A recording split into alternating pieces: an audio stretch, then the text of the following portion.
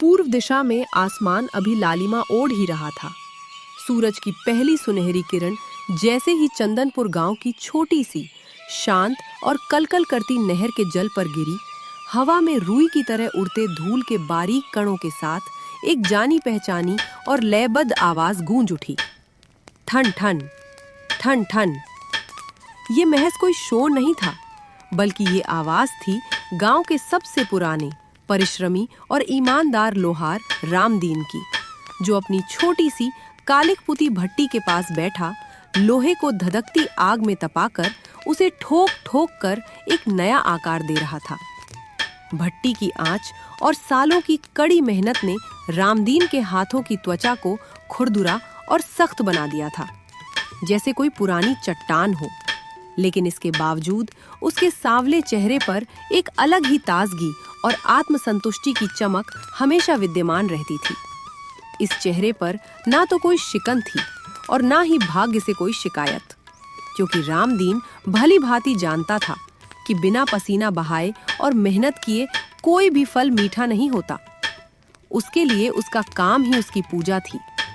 हर लोहे की अपनी एक अलग कहानी और अपना एक अलग मिजाज होता है। ये जो मुखिया जी का हल है ना, इसमें जरा ज्यादा घमंड भरा होता है। इसे मोड़ने में पसीने छूट जाते हैं। और वो जो स्कूल मास्टर साहब की कुल्हाड़ी है, उसमें तो मास्टर साहब जैसी ही सादगी और नरमी की महक होती है। और ये जो सरला काकी का तवा है, जिसे मैं अभी सीधा कर रहा हूँ, इसमें तो एक माँ की ममता और पूरे परिवार का पेट भरने की अथाह मेहनत छुपी होती है। अजी, सुनते हो? अकेले ही अकेले भट्टी के सामने बैठकर क्या बरबरा रहे हो? सुबह से लगे हुए हो, जरूर थक गए होगे। मैंने हमेशा देखा है, जब भी आपको ज्यादा थकान होती है, आप ऐसे ही अपने औजारों और अपने आप से बातें करते रहते हो। अब बस भी करो, आइए अंदर आकर थोड़ा आराम कर लीजिए। बाकी का जो भी बचा खुचा काम है वो मैं संभाल लूंगी। अरे सुशीला, मेरी भाग्यवान, ये थकान नहीं है पगली। मैं तो बस अपने काम के बीच थोड़ा खुद से, इस आग से और इस लोहे से बात कर लेता हूँ। इससे मन का सारा बोझ हल्का हो जाता है और अंदर से बड़ा अच्छा लगता है।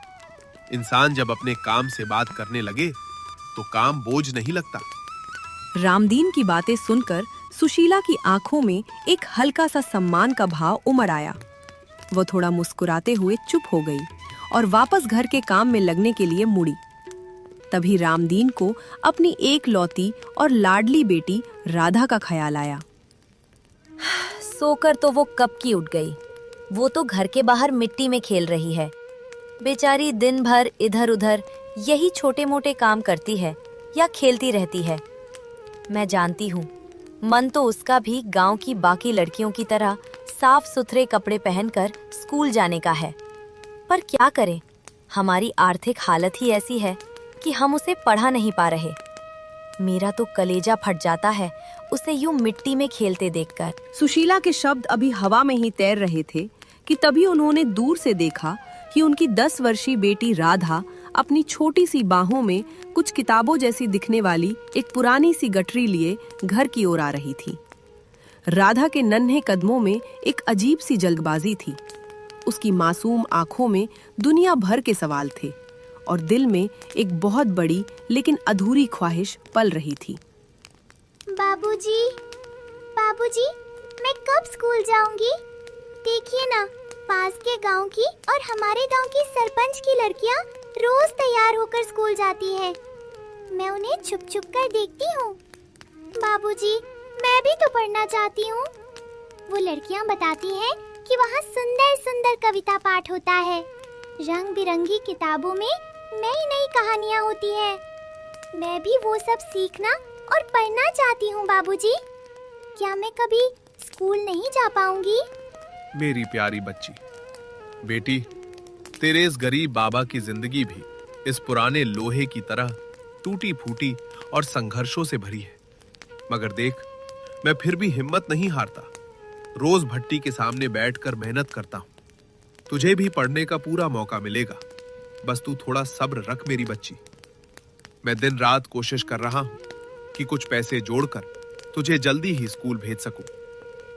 आप बात तो सही कह रहे हो और बेटी को दिलासा भी दे रहे हो जी। लेकिन क्या हम जीवन भर हमेशा ऐसे ही गरीब रहेंगे? दिन रात कोलू के बैल की तरह पिसने के बाद भी हम अपनी इकलौती बेटी को एक स्कूल तक भी नहीं भेज पा रहे। ऐसा भी क्या जीवन और ऐसी भी क्या मेहनत जिसका कोई फल ही न मिले। अपनी पत्नी के इन चुभने वाले लेकिन कड़वे और सत्य वचनों को सुनकर रामदीन अंदर ही अंदर छलनी हो गया। उसने सुशीला की बात का कोई पलटकर जवाब नहीं दिया। उसने अपनी आंखें झुकाईं, गहरी सांस ली और चुपचाप अपने मरम्मत किए हुए औजारों और मुखिया जी के हल की भारी पोटली अपने मजबूत कंधों पर उठा ली और अपने काम के लिए हवेली की ओर निकल पड़ा। रामदीन सिर झुकाए हवेली की ओर जा ही रहा था कि पनघट से कुछ ही दूरी पर उसकी नजरें गांव के दो आवारा और बिगड़ैल लड़कों बिरजू और रंगा पर पड़ी। वे दोनों चौपाल पर बैठे ताश खेल रहे थे और रामदीन को भारी गठरी उठाए पसीने से लथपथ देखकर भद्दा मजाक उड़ाने लगे। ओ रंगा, अबे इधर देख, देखो तो जरा कौन आ रहा है। ये हमारे गांव का महान लोहे का रक्षक और सबसे बड़ा धन्ना सेठ आ रहा है। देखो तो फटे कपड़े पहनकर भी कैसे लोहे का राजा बनके अकड़ से घूम रहा है। अरे ओ राजा जी, आज कौन सा महल खरीदने जा रहे हो? हाँ हाँ बिरजू भाई, राजा नहीं, शायद किसी बड़े घर का जन्म जन्मांतर का नौकर बन जाए। अरे यही तो इसके लायक है। दिन भर भट्टी में मुंह काला करता है, जिंदगी भी इसकी काली ही रहेगी। पढ़ लिख तो पाया नहीं, अब इसी तरह बोझ ढोएगा जिंदगी भर। इन कड़वे और अपमानजनक शब्दों के बाण सीधे रामदीन के कानों में पड़े, लेकिन उसने अपनी गरिमा नहीं छोड़ी और उनकी बातें अनसुनी कर दी। उसने अपनी चाल धीमी नहीं की। उसकी इस शालीन चुप्पी ने उन दोनों लड़कों के अहंकार को और भड़का दिया और उनका मजाक और भी तेज व भद्दा हो गया। सूरज ढलने लगा था और आसमान में सिंदूरी रंग छा गया था। शाम गहराने से ठीक पहले रामदीन गांव के सबसे रईस और घमंडी व्यक्ति लाला करमचंद की ऊंची और भव्य हवेली के मुख्य द्वार पर पहुंचा। उसने अपने कंधे से भारी औजारों और लोहे के हल की पोटली को धीरे से जमीन पर रखा और अपनी कांपती उंगलियों से बड़े से लकड़ी के दरवाजे पर दस्तक दी। कुछ ही देर में अंदर से पैरों की आहट आई और लाला करमचंद मुंह में पान चबाते हुए गुस्से में तमतमाए हुए बाहर आए। अरे ओ रामदीन, कहां मर गया था तू? सुबह का दिया काम अब शाम को लेकर आ रहा है। इतनी देर क्यों लगा दी? तू क्या खुद को इस गांव का नवाब या राजा समझता है, जो अपनी मर्जी से इतने आराम से काम पूरा करके आया है? कान खोलकर सुन ले, अगर तेरा यही ढीला रवैया चलता रहा तो मैं तुझे अपनी हवेली का एक भी काम देना बंद कर दूंगा। भूखों मर जाएगा तू।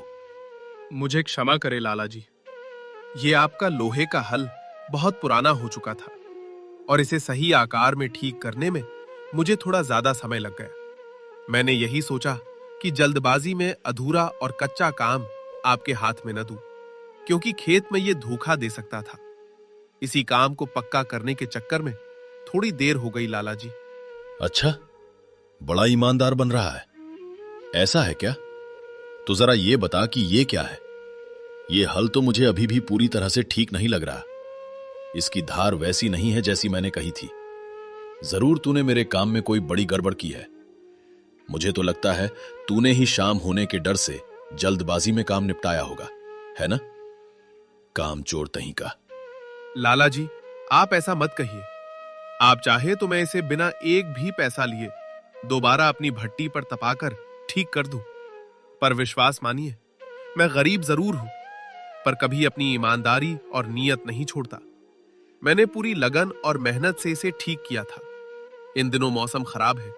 कल की बारिश की वजह से लोहा थोड़ा गीला था और आग पूरी तरह से पकड़ नहीं रही थी, इसलिए शायद मेरी नजर में कोई छोटी मोटी कमी रह गई हो। तभी हवेली के अंदर से लाला करमचंद की बेटी काव्या वहां आ खड़ी हुई। काव्या अभी अभी शहर के बड़े कॉलेज से अपनी पढ़ाई पूरी करके लौटी थी। वो बहुत ही उच्च विचारों वाली, शिक्षित और संवेदनशील लड़की थी और इंसानों को देखने का उसका नजरिया अपने घमंडी पिता से बिल्कुल अलग और पवित्र था। पिताजी, ये आप क्या कर रहे हैं? जरा रामदीन काका की तरफ देखिए। इनके पास ना तो आपकी तरह अपार धन है और ना ही समाज में कोई बड़ा ओहदा। फिर भी जितनी शालीनता, विनम्रता और गरिमा इन्होंने आपके इतने क्रोधित होने के बावजूद दिखाई है, वैसी तो आप में भी नहीं है। आप बिना वजह इतने बड़े और बुजुर्ग इंसान को यूं सरेआम क्यों खरी खोटी सुना रहे हैं? क्या पैसे का गुरूर इतना बड़ा होता है? क्या काव्या, तू भी अब शहर से पढ़कर आकर इस 2 कौड़ी के लोहार का पक्ष लेगी? तू अभी नादान है। तू कुछ नहीं जानती इन जाहिल गांव के लोगों के बारे में। यह आदमी जिंदगी में कुछ नहीं कर सकता, बस बचपन से लोहा ठोकने का काम जानता है, और उसमें भी देखो कैसा बेकार ही काम करता है। तू अंदर जा, मुझे मत सिखा। तो क्या हुआ पिताजी? कोई काम छोटा या बड़ा नहीं होता। ये अपना काम पूरी ईमानदारी और खून पसीना बहाकर करने का प्रयास तो करते हैं ना। यही इनकी सबसे बड़ी दौलत है, और हमें किसी गरीब की मेहनत और उसकी बेबसी का यूं सरेआम मजाक बनाना नहीं चाहिए पिताजी। ये हमारे संस्कारों के खिलाफ है। रामदीन अपनी जगह पर स्तब्ध खड़ा काव्या की आंखों में घोर आश्चर्य से देख रहा था। उसकी बुरी आंखों में आंसू तैरने लगे थे। अपने इतने सालों के जीवन में उसने पहली बार किसी इतने बड़े अमीर सेठ की बेटी को एक मामूली लोहार के सम्मान के लिए यूं अपने ही पिता से भिड़ते और उसके हक में बोलते देखा था। उस निस्वार्थ समर्थन ने रामदीन के हृदय को भीतर तक छू लिया था। इसके बाद बहस को और न बढ़ाते हुए रामदीन ने बिना एक भी शब्द कहे अत्यधिक गरिमा के साथ जमीन से अपनी औजारों की पोटली वापस उठाई और भारी कदमों से हवेली के प्रांगण से बाहर निकल आया। उसके मन में अपमान का दुख तो था, लेकिन काव्या के शब्दों ने उस दुख पर एक मीठा लेप लगा दिया था। जब रामदीन थका हारा और खाली हाथ घर लौटा तो घर के आंगन में तुलसी के पौधे के पास खड़ी सुशीला ने उसे देखते ही चिंतित स्वर में पूछा, अजी, ये जी आप इतनी जल्दी आ गए? और ये क्या, आप ये सारे औजार और हल वापस क्यों ले आए? लाला जी ने पैसे नहीं दिए क्या? और आप यूं दरवाजे पर इतने उदास और मायूस क्यों खड़े हैं? कुछ नहीं हुआ सुशीला, बस क्या बताऊं, हवेली पहुंचने में थोड़ी देर हो गई थी। इसी वजह से लाला करमचंद जी बहुत नाराज हो गए। वो गुस्से में अनाप शनाप बोलने लगे कि हल मैंने जानबूझकर ठीक नहीं किया है, और मुझे धमकी भी दी कि अगर आगे भी मेरा काम ऐसे ही धीरे चलता रहा तो वो मुझे अपनी हवेली का कोई भी काम नहीं देंगे। अब तुम ही बताओ, मैं इंसान हूं या मशीन? सुशीला ने रामदीन के कंधे पर ढांढस बंधाते हुए हाथ रखा। रात हो चुकी थी। सबने रूखा सूखा जो भी घर में था खा लिया, लेकिन रामदीन को नींद नहीं आ रही थी। आधी रात को वह उठकर घर के छोटे से कच्चे आंगन में गया और ऊपर आसमान की ओर देखने लगा। हे मेरे भगवान, हे पालनहार, अगर मेरी इस दिन रात की मेहनत में, मेरे बहाए पसीने में कोई भी खोट हो या मेरी नीयत में कोई खोट हो तो मुझे और भी बड़े दुख दे देना, मैं सब सह लूंगा। पर प्रभु, अगर मेरी मेहनत सच्ची हो तो मेरे जीवन में भी एक दिन वो बारी आए जिसका मुझे इंतजार है। मैं अपने लिए कुछ नहीं मांगता, बस अपनी राधा को एक अच्छे स्कूल में भेजना चाहता हूं। मैं चाहता हूं कि वहां उसे पढ़ने का पूरा मौका मिले, वो ज्ञानी बने और उसे मेरी तरह भविष्य में कभी भी किसी लाला या जमींदार के सामने बेबसी में अपना सिर ना झुकाना पड़े। बस इतनी सी मुराद पूरी कर दे प्रभु। रामदीन की यह करुण पुकार जैसे सीधे उस नीले गगन को चीरती हुई ऊपर तक पहुंच गई। उसी क्षण उस सन्नाटे से भरी रात की ठंडी हवा में एक बहुत ही मीठी और सुकून देने वाली सरसराहट हुई। पेड़ के पत्ते ऐसे झूमने लगे जैसे साक्षात ब्रह्मांड ने रुककर उसकी यह सच्ची और पवित्र बात सुन ली हो और उसे आशीर्वाद दे रहा हो। अगली सुबह जब सूरज की किरणें अभी पूरी तरह से खिली भी नहीं थीं, रामदीन अपनी टूटी हुई खटिया से उठ खड़ा हुआ। बीती रात की प्रार्थना से उसके मन में एक नई ऊर्जा का संचार हुआ था। आसमान एकदम साफ था, लेकिन रामदीन के मन में काम मिलने या ना मिलने को लेकर गहरे संदेह के बादल अभी भी छाए हुए थे। उसने ठान लिया था कि आज वो लाला करमचंद को शिकायत का कोई मौका नहीं देगा। उसने भट्टी जलाई और हवेली के उस लोहे के हल को एक बार फिर से तपाकर उसे और भी सटीक और धारदार आकार दिया। अपने पसीने से भीगे अंगोछे को कंधे पर डालकर वो हल के साथ हवेली की ओर निकल पड़ा। हवेली के विशाल प्रांगण में पहुंचकर रामदीन ने हल को एक ओर रखा और लाला करमचंद के बाहर आने का इंतजार करने लगा। कुछ ही देर में लाला अपनी मूंछों पर ताव देते हुए बाहर आए। राम राम लाला जी। कल आपने जो काम में कमी बताई थी उसे मैंने रात भर जागकर और सुबह अपनी भट्टी पर फिर से तपाकर पूरी तरह से ठीक कर दिया है। अब आप खुद इसे परख कर देख लीजिए, इसमें अब सुई की नोक बराबर भी कोई कमी नहीं मिलेगी। ठीक है, आज काम थोड़ा ठीक लग रहा है, इसकी धार भी पहले से बेहतर है। लेकिन मेरी एक बात कान खोलकर सुन ले रामदीन, आइंदा से मेरे काम में देरी मत करना। मैं पैसे देता हूं तो काम भी मुझे वक्त पर चाहिए होता है, नहीं तो अगली बार से तुझे इस हवेली का कोई काम नहीं मिलेगा, समझ गया? जी लाला जी, मैं आगे से पूरा ध्यान रखूंगा, आपका काम कभी नहीं रुकेगा। और हाँ लाला जी, आज अगर कोई और काम हो आपके पास तो मुझे दे दीजिए। घर में थोड़ी तंगी चल रही है, कुछ भी काम होगा तो मैं कर लूंगा। आज मेरे पास तेरे लिए कोई काम नहीं है। जब कोई काम होगा तो मैं अपने मुनीम को भेजकर तुझे बुलवा लूंगा। रोज रोज यहां मुंह उठाकर मत आ जाया कर, जा अब यहां से। लाला करमचंद के इन कठोर शब्दों को सुनकर रामदीन का मन बहुत भारी हो गया। वो जानता था कि बिना काम के आज घर का चूल्हा कैसे जलेगा। हवेली से बाहर निकलकर उसने सीधे घर जाने के बजाय गांव के बाजार का रुख किया।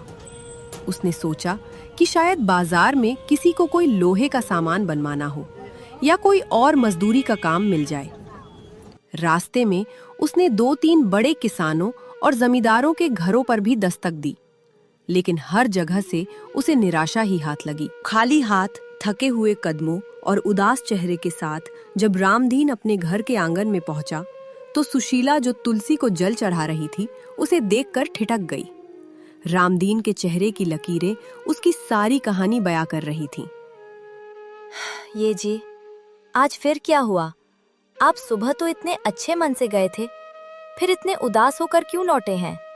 क्या लाला जी ने आज फिर आपका अपमान किया या कुछ बुरा भला कहा? ऐसा कुछ नहीं है सुशीला, लाला जी ने तो काम ले लिया लेकिन नया काम कुछ दिया नहीं।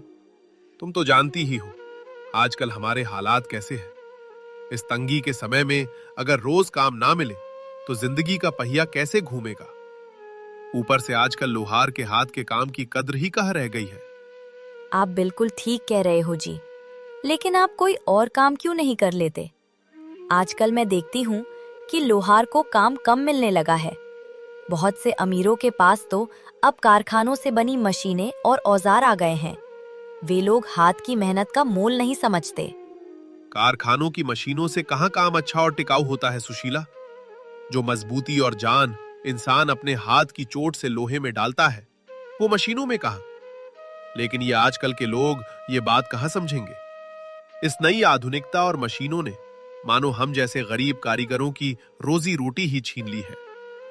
सुशीला ने रामदीन की आंखों में झांका। उन आंखों में गरीबी का भयानक दुख, अपनी कला के खत्म होने की पीड़ा और अपने परिवार के लिए कुछ न कर पाने की घोर चिंता साफ दिखाई दे रही थी। सुशीला का अपना दिल रो रहा था, लेकिन उसने खुद को मजबूत किया। आप छोड़िए ना इन सब दुनियादारी की बातों को, हम कर लेंगे कुछ न कुछ इंतजाम। भूख हमें मार नहीं सकती।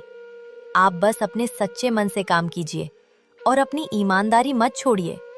ऊपर वाला सब देख रहा है, भगवान जरूर हम पर अपनी कृपा करेंगे। रामदीन ने कोई जवाब नहीं दिया और चुपचाप घर के एक कोने में जाकर अपनी औजारों की सफाई करने लगा। अभी अचानक आसमान का रंग बदलने लगा। सुबह जो आसमान साफ था वहां काले काले घने बादल मंडराने लगे थे। थोड़ी ही देर में तेज हवाओं के साथ जोरों की बारिश शुरू हो गई। बारिश की बूंदें रामदीन के कच्चे घर की छत पर गिरकर शोर मचाने लगी। ये बारिश किसानों के लिए तो अमृत थी, लेकिन रामदीन जैसे खुले आसमान के नीचे भट्टी जलाने वाले लोहार के लिए किसी अभिशाप से कम नहीं थी। हे भगवान, ये जी आज फिर जोरों की बारिश हो गई। अगर ऐसे ही लगातार बारिश होती रही तो आपकी भट्टी कैसे जलेगी? हमारा गुजारा तो बिल्कुल ही मुश्किल हो जाएगा। घर में जो थोड़ा बहुत सूखा अनाज था वो भी खत्म होने को है। हाँ सुशीला, पता है, इसीलिए तो मैं अंदर ही अंदर घुटा जा रहा हूँ। लेकिन चिंता के सिवा हम गरीब और कर भी क्या सकते हैं? ये सब तो विधाता के हाथ है। वही पानी बरसाता है, वही सुखाता है। उस रात दोनों बहुत परेशान थे, लेकिन उन्होंने अपनी इकलौती बेटी राधा से ये चिंता छुपा ली। जैसे तैसे घर में बचे हुए आटे की आधी अधूरी रोटियां बनाई और भगवान का नाम लेकर सो गए।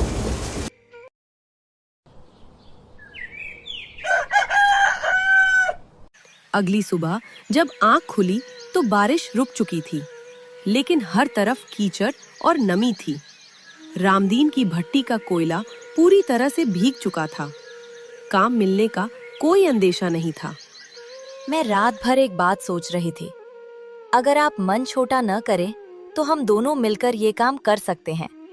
खाली बैठकर चिंता करने और भूखे मरने से तो बेहतर ही होगा कि हम कुछ हाथ पैर मारें। क्या बात है सुशीला, साफ साफ बोलो, तुम क्या सोच रही हो? मैं तुम्हारे साथ हर काम करने को तैयार हूँ। मैं सोच रही थी कि बारिश का मौसम है, चारों तरफ सब कुछ गीला है। ऐसे में हर घर में चूल्हा जलाने के लिए लोगों को सूखी लकड़ियों की सख्त जरूरत होगी। अगर हम जंगल के उस हिस्से में जाएं जहां घने पेड़ हैं और बारिश का पानी नीचे नहीं पहुंचता, और वहां से सूखी लकड़ियां बटोर कर बाजार में बेचें, तो शायद हमारे दिन भर का गुजारा चल जाएगा। कुछ पैसे तो आ ही जाएंगे। बात तो तुम्हारी 100 आने सच है सुशीला, विचार बहुत अच्छा है। लेकिन तुझे मेरे साथ जंगल की खाक छानने की क्या जरूरत है? अगर हम दोनों पूरा दिन जंगल में लकड़ियां बीनने में व्यस्त रहेंगे तो घर पर राधा की देखभाल कौन करेगा? वो अभी सिर्फ 10 साल की है, उसे अकेला छोड़ना ठीक नहीं होगा।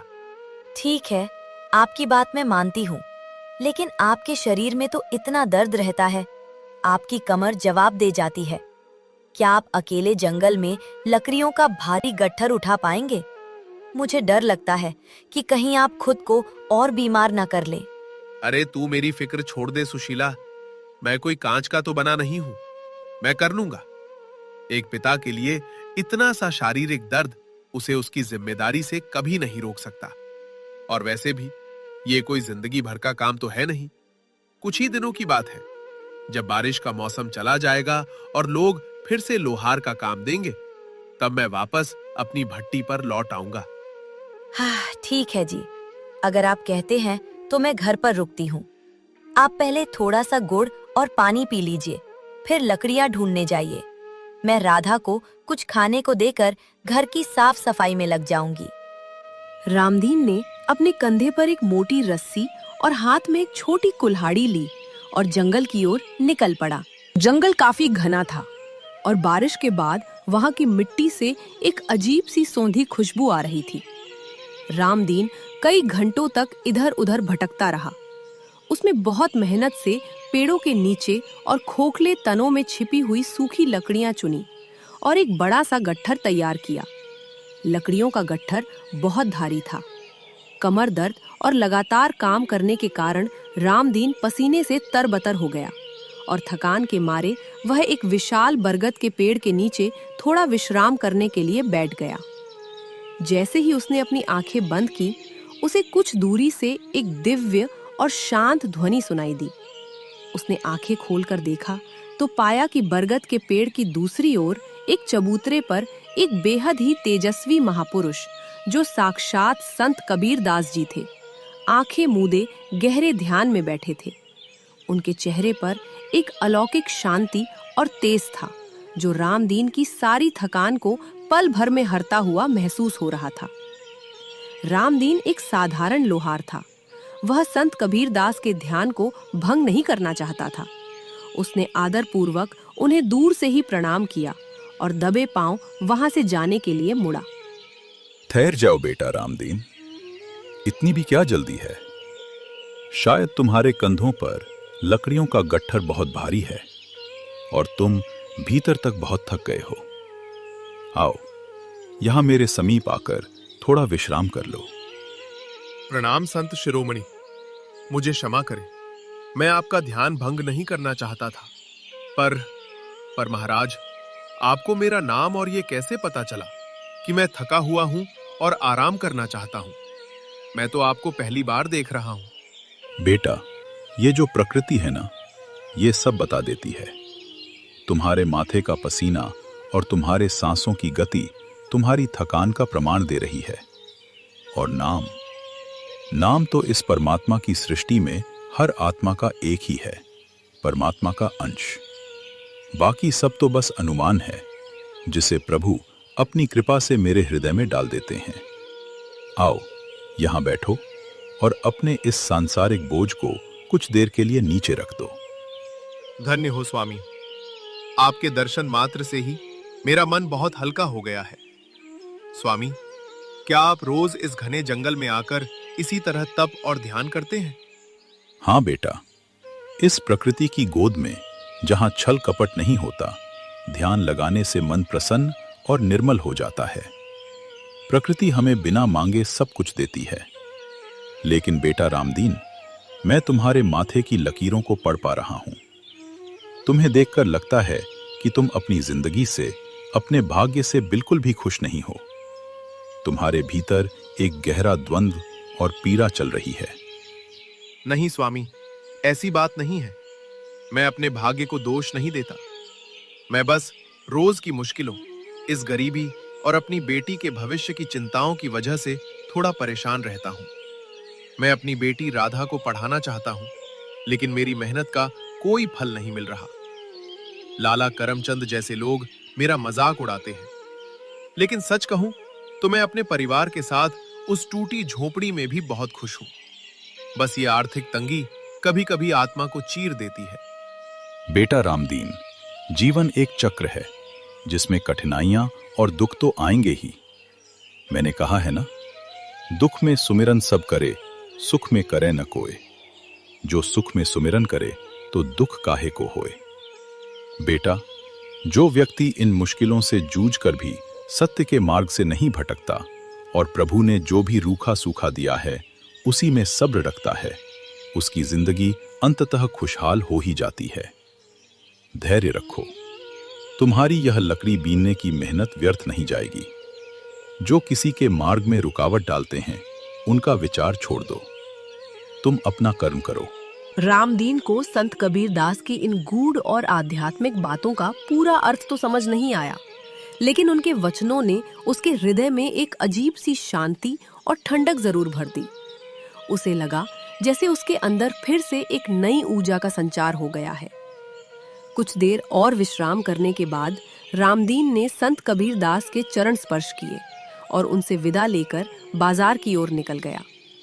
संत कबीर दास जी उसे जाते हुए बड़ी ही रहस्यमयी और करुणा भरी दृष्टि से देखते रहे और फिर से अपनी आंखें मूंद कर ध्यान में लीन हो गए।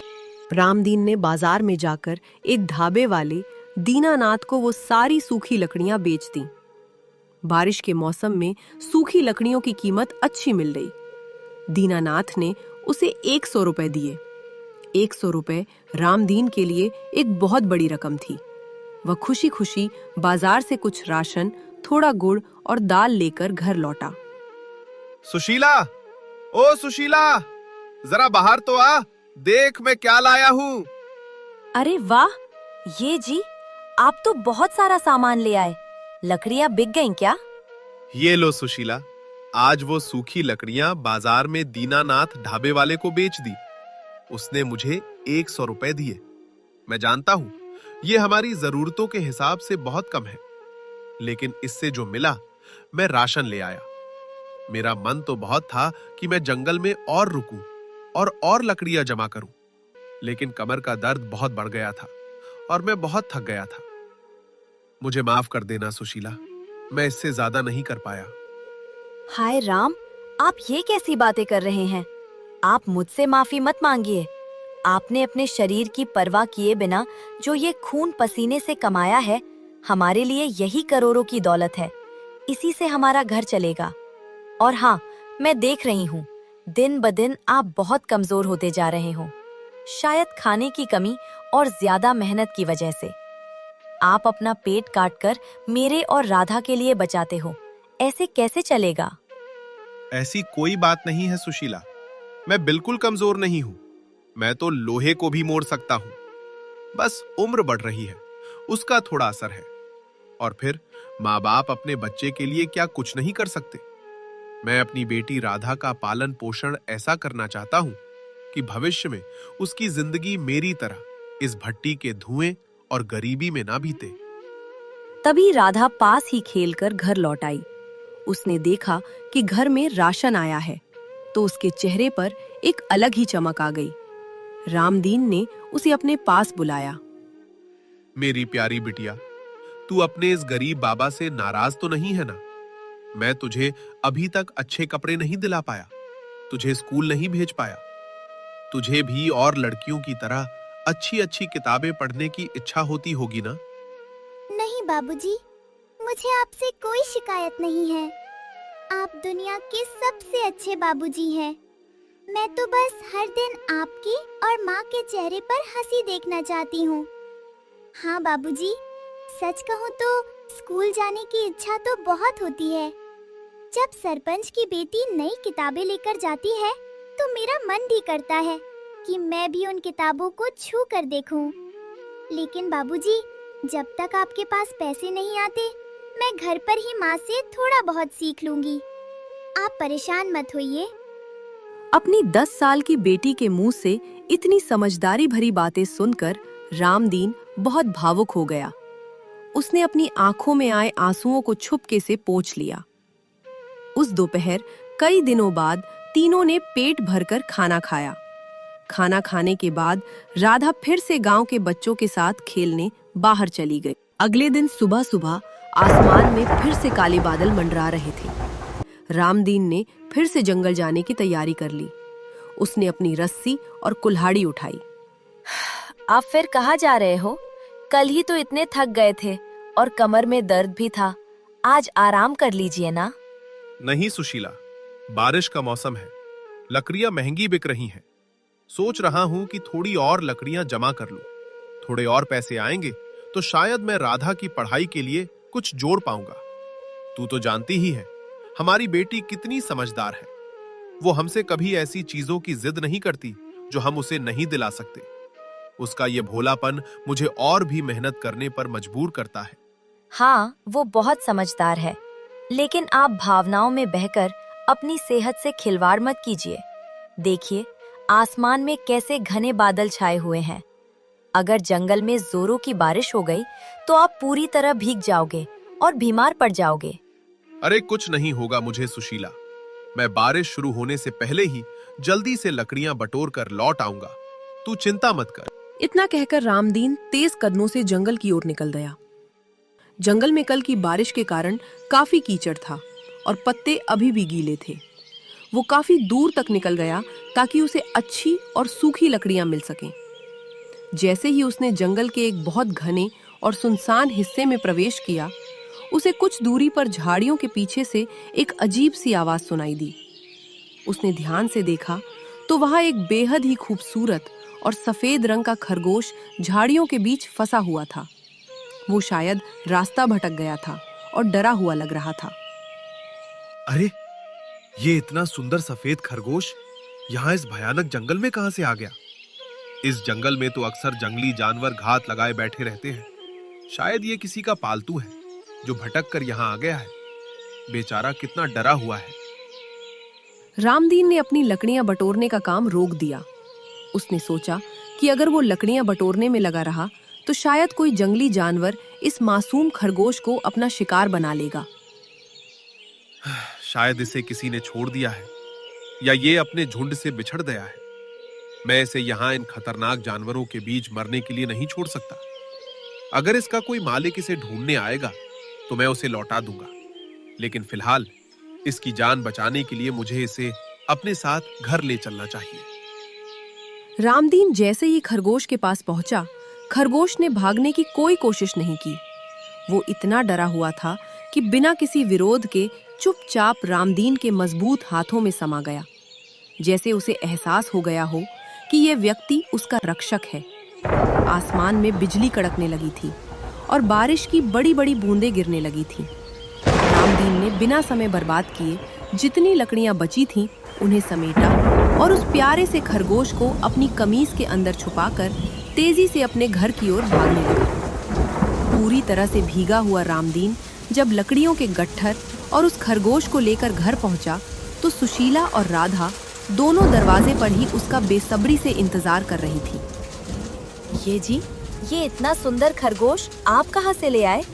क्या ये किसी का है? सुशीला, मैंने इसे कहीं से चुराया नहीं है।